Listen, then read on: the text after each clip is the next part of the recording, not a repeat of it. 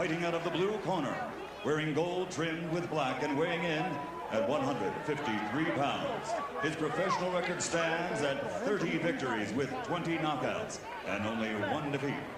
From Houston, Texas, here is the challenger, the former junior middleweight world champion, Raul Marquez.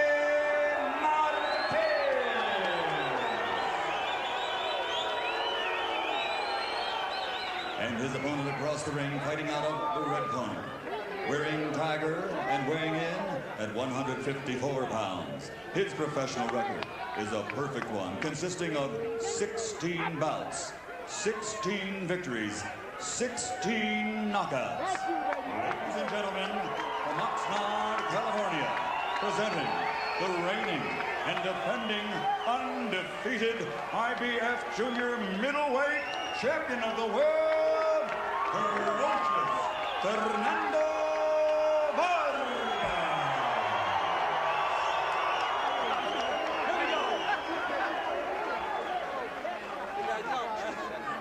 All right, gentlemen. Everybody out the ring. Second over. Just Joe, one thing, Joe. Go ahead. That's all we get to. Oh, we got 2 guys. All right, Fernando. Wait, she's second over. All right, gentlemen. We went over the rules in that dressing room.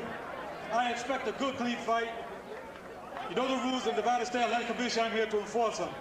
I'm fair, but I'm firm. You understand? Give me a good, clean fight. Touch him up.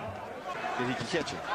The speed should be the biggest. Round to box, try to stay away and get a look at Vargas, and Vargas. Others go for the straight right hand, and there. To get himself into this fight, he's going to find himself out of this fight. Hasn't landed a punch yet. Takes some straight right hands from Vargas.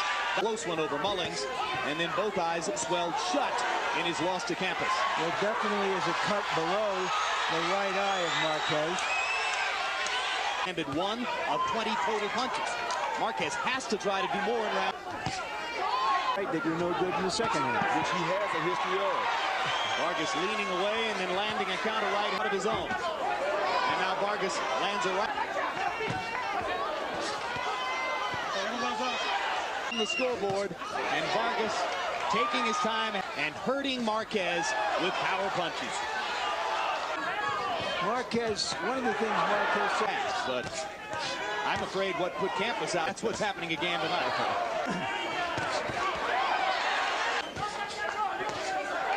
Marquez managing to find. He hasn't. You got to get some sometimes. In favor of Vargas. Harold out. Digging the right hand. Solid shot by Vargas. Another straight right hand lands for Vargas. Marquez. That's a good thing for him. Most of the day-to-day gym work, looking for more head movement from Fernando, and I think they're getting it here tonight. But you don't want to say that throwing a punch is the same as catching a punch. No. What I'm saying is, by saying that he's not. Oh, good He hasn't uppercut. gotten crazy. Swelled shut in his December 1997 bout against Gloria Campos. And now he takes another right and a left from Vargas. And his left eye and his right eye now is cut as well, Jim. Marquez is right. Before the bout, that he knows for sure that a Cuban fighter named Ibarra knocked. Well, like many, he said he doesn't believe Vargas can go 12 rounds. That's the problem Fernando faces, given the fact that he's never been beyond 7. The question now is, how long can Marquez last with the increasing... But Vargas lands a body punch and then takes a left cross. Best punch of the fight for Raul Marquez. down to get himself back together before he finds himself. Have you had one that bad? No, I don't think I A will. low blow, stoppage due to a fallen mouthpiece. And Vargas showing his fury. Numerically, round 6 was the closest round to the fight. Vargas may have ensured that Vargas keeps his... Marquez rapidly becoming the more active fighter, but Vargas continues to punch. Very noteworthy fighter. As he calls himself, will be a full-fledged middleweight. Most definitely. To try to make something happen. or is he going to be satisfied to go? Well taken. I don't know if did something to try to rattle him. And for them, this has become almost like a performance, but not the kind of dynamic performance they're used to from him. Yeah, but that's what you get usually when you fight a southpaw. Tell us about it. oh, great combination. Great combination. Right to the body. Right upstairs. 2 lefts upstairs. Sometimes guys look at a guy like Fernando Vargas and think, What you hear virtually every time you see a guy like Vargas. Is there anything more Vargas can do? What is it that George Benton, the trainer, used to say? Win tonight, you'll look great the next time. right, Fight without permanent damage to his eyes. insinuating that it's getting rough in here now. I think he's starting to hurt him a little bit more than it was early in the round. Marquez has never been seen handling what he throws at him pretty well. Mouthpiece. The 3rd time in the fight that he's lost the mouthpiece. Good right hand. Harold, you got a comment on this mouthpiece thing? Yeah, Jim. The rule on losing the mouthpiece is the referee's supposed to put it back during a lull in the action. Now, I want to tell you something. If I were Joe Cortez, I would have hung on to the mouthpiece until the end of the round.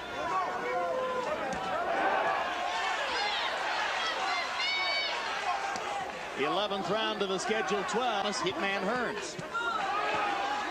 Tyson. Who was very easy for him to hit. David Reed had a guy who was much more difficult to be able to hit. Fighters you can't take out because they take a punch so well. Oh, there you go. Oh, and how well will Marquez take these punches?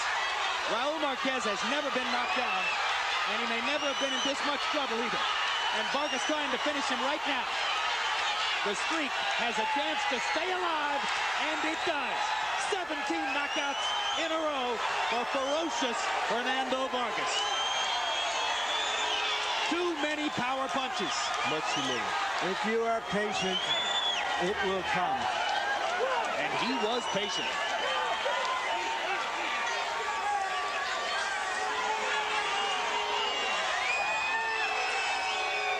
Well, as I said before, Raul Marquez said he wanted to find out what Vargas was all about. He found out. Next question. He's a fighter.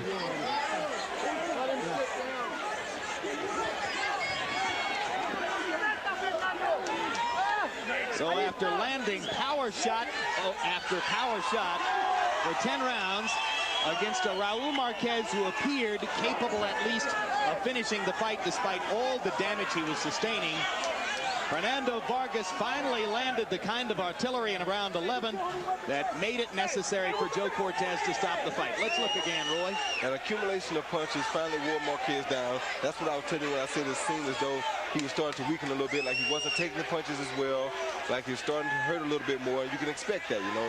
Anytime you see things like that starting happening, you know it's just about signifying the end. And Vargas going about his business with left and right hand shots.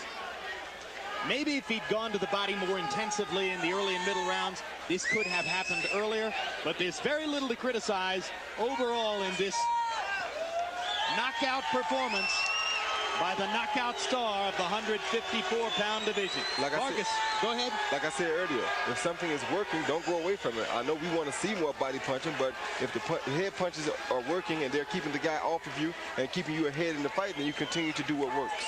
Which is another way of saying that there's practically nothing to criticize in this performance. No, it's not, because he took the opportunity to go to the body when he saw the opportunity. Well said. Vargas closed the show, landing 20 of his last 36 power shots. That right cross, that left-hand shot. What could Cortez do? He had no choice but to step in and stop. And you saw there, Vargas was getting ready to go to the body at the end before Cortez stopped it. Let's go to Michael Buffer for the official particular. Ladies and gentlemen, referee Joe Cortez steps in and calls a halt to this bout. The official time, 2 minutes even. 2 minutes even into round number 11 for the winner, who in his 17th bout has recorded his 17th victory, his 17th by knockout, and he is still the undefeated IBF junior middleweight champion of the world.